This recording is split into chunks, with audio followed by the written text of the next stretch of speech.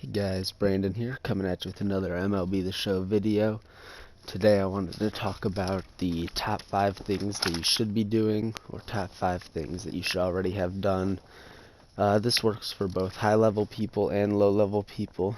Kind of just depends on if you have them done or not. The high-level people might have more of these done than the low-level people, but I'm sure you'll find something in this list that benefits you.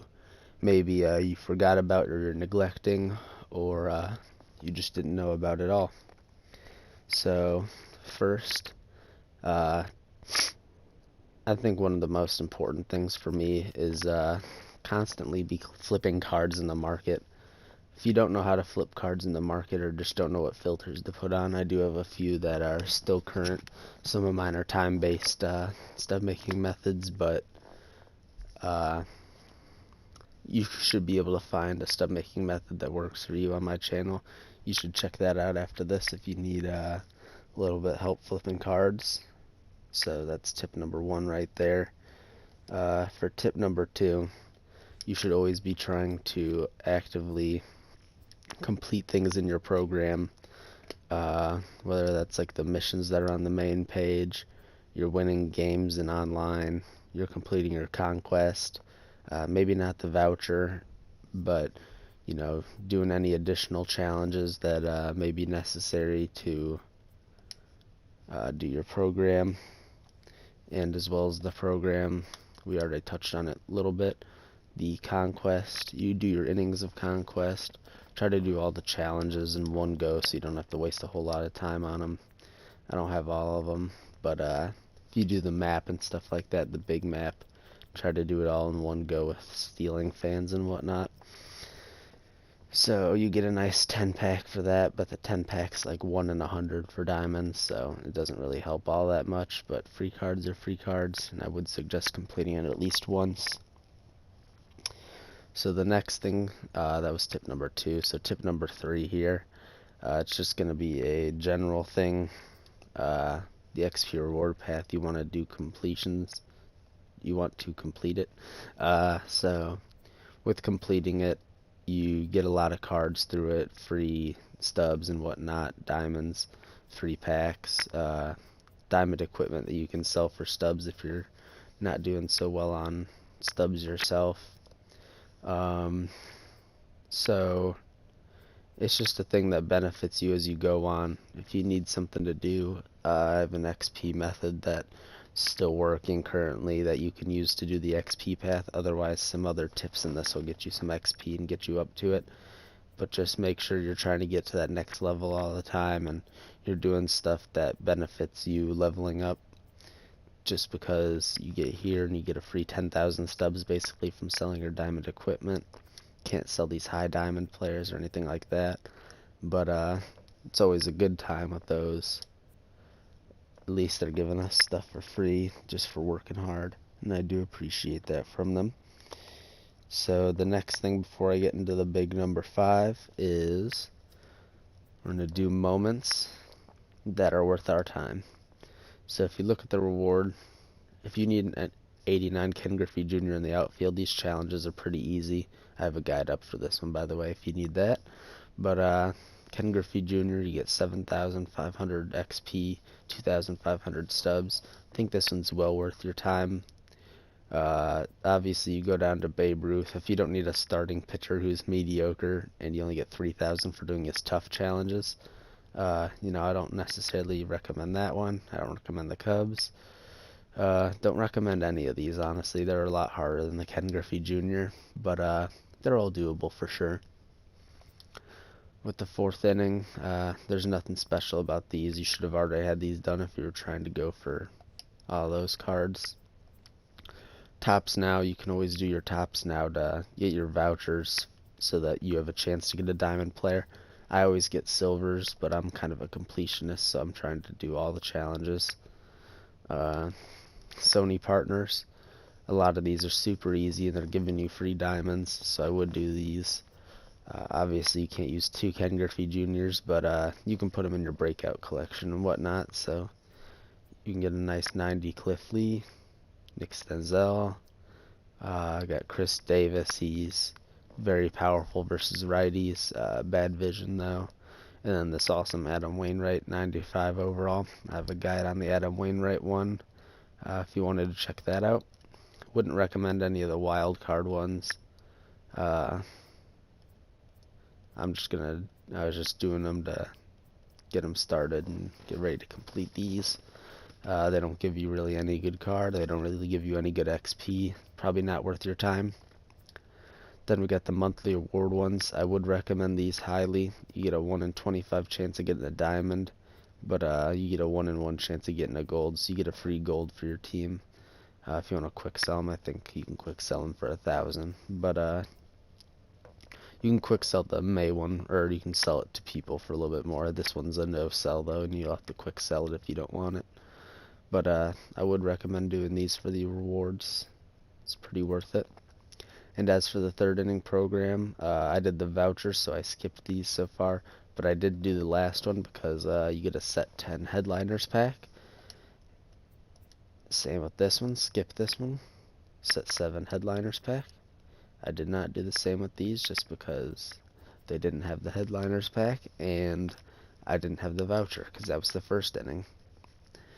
The Welcome to the Moments is an easy challenge. You get a standard pack, so it might not be worth it for you. But finishing off right here, we have all of these I finished to get my player gold because I wasn't entirely sure which player I wanted to make, but it was easy XP, so I figured I'd get all those done. None of them are too hard, so I went and got all of these creative player ones done, so that's a good thing. And on to big tip number 5, and I mean big. There's a lot of stuff in here. So, if you've neglected any of your collections, now's the time to stop. Starter collections, super easy. I would recommend getting those done. Live series, not very easy. Don't have to get those done if you don't want yet. No featured programs, no events, no monthly flashbacks. I would recommend the Legends and flashbacks. And here's what you can do. These are the 3 hardest ones so far.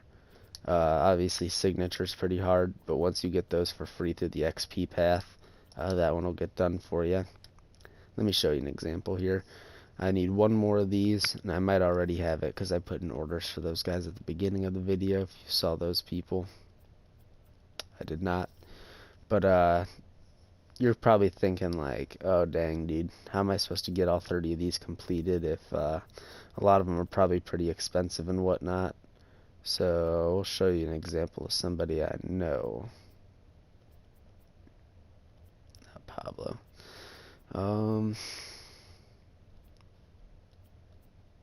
Shoot, I don't even know anybody I know.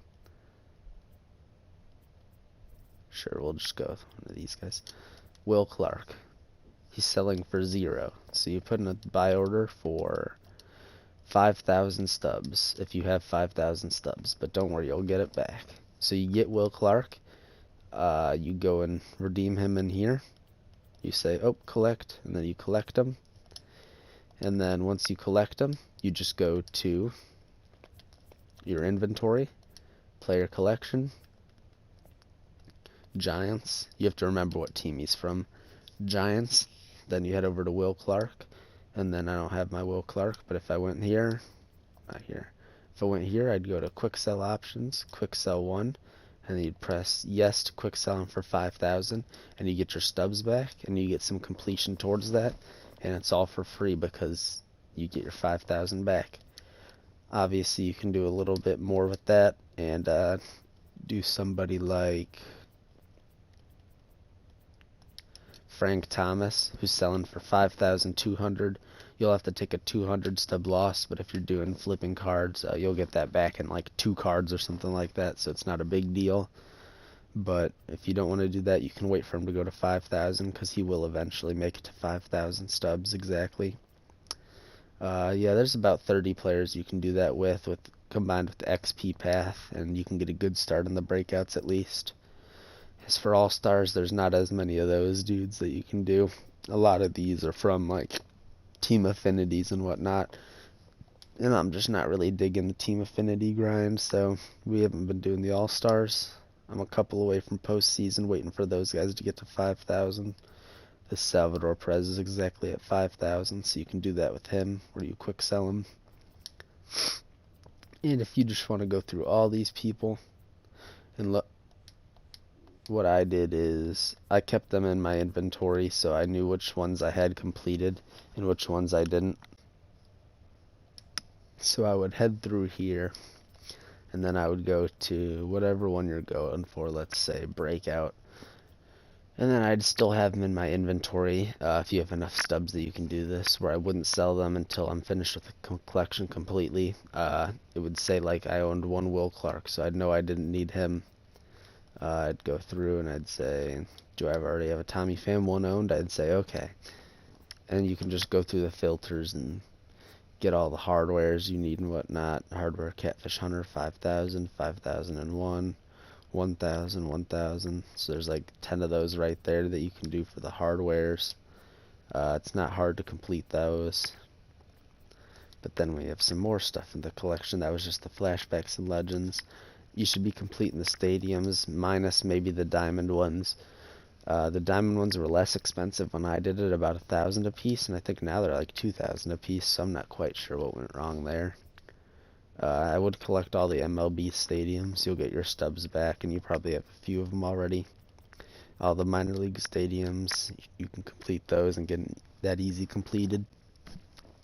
For unlockables and equipment, a lot of them are kind of hard to get all the things for, or at least a few of them. I probably need to sell back some of these, if possible, I guess. Not entirely sure, but audio calls, you might have some of these too, so if you can complete those, that's good. Otherwise, not necessary really. But lastly, you should be doing all the created player ones. You're just trading in people for these. Then you probably already have a bunch of these people. Silver, silver, and then I think you have to do gold. Yeah, but you probably already have a couple of them cell blocked from doing these. You can also do the strategy where if they already cost 1,000, maybe like Jeff McNeil, a lot of these golds, you do the same thing. You buy them for 1,000, you lock them in, you quick sell them, you get your stubs back, and easy XP just comes from it. Can't necessarily see what you get from these, but I know it's pretty good XP for the work you put in. I think it was about 18,000 for all of them, so it's a lot of free XP, and this is the stuff you should be doing if you haven't already completed it, or if you've been neglecting it. If you found any of this helpful, consider subscribing. I also have other videos. If you need to check those out now, you can go watch those. And I do appreciate you guys watching, and I'll catch you guys in the next video. We'll see.